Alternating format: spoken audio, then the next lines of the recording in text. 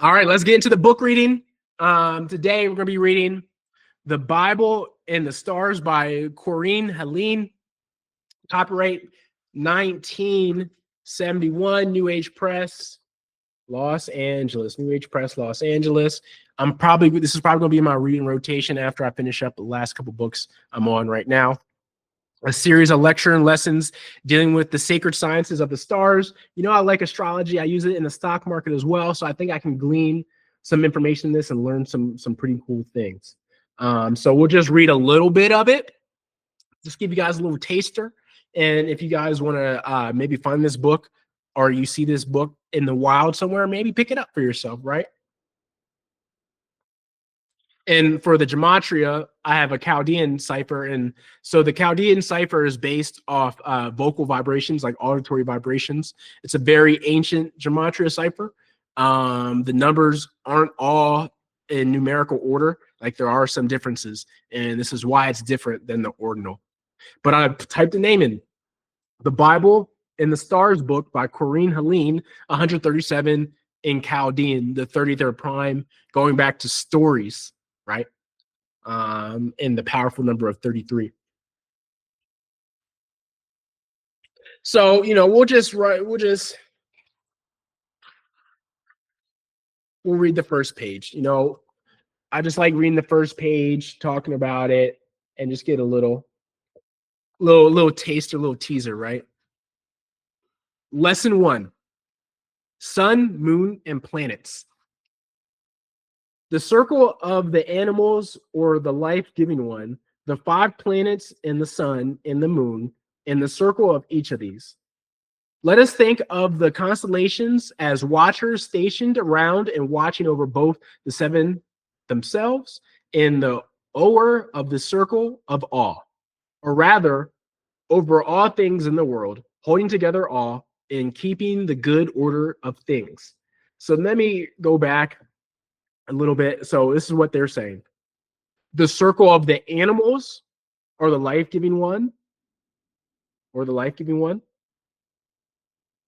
the 5 planets, the sun and moon, and circle of each of these. All right. Let us think of the constellations as watchers stationed around and watching over both the 7 themselves and the o'er of the circle of all, or rather, over all things in the world, holding together all and keeping the good order of things. They are the cosmic energies of the universe, having their own peculiar action. They are the brilliant messengers and heralds of the general destinies of things that are to be.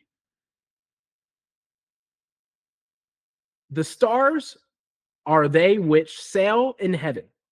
The star groups, on the contrary, are fixed in heaven's frame, and they are borne along together with the heavens, 12 of which we call the zodiac.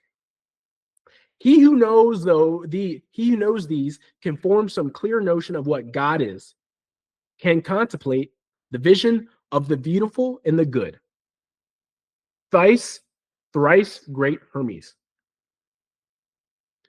Astrology, or the mystic message of the stars, forms the basis of the spiritual legends of all nations. The 12 signs, the 5 planets with the sun and the moon, and the 2 great divisions of the heaven are found in the religious monuments of all peoples. Many religions observe the 4 sacred seasons, the solstices, and the equinoxes with spiritual feasts, as well as the times of the planets' entry into the signs of their exaltations. With the evolution of the sacred science of the stars, there evolved also the worship of fire and water, together with sacrifices that were offered upon high places or mountaintops. Ceremonials to which we find repeated reference in the Old Testament. Many great temples were built and dedicated to the stellar worship. Fire became the sacred deity of all religions and the supreme symbol of purification and attainment. Pyramids, obelisks, and towers were erected in imitation of fire and flame. The Chinese had a temple of 4 buildings, the gates of which opened to the 4 corners of the earth. The eastern gate was dedicated to the glory of the new moon of spring, the western gate to the autumnal passing, the southern to the summer's glory, and the northern to the new light of winter. So I'll just do the first page. I don't want to keep the live streaming on forever, but this is the first page.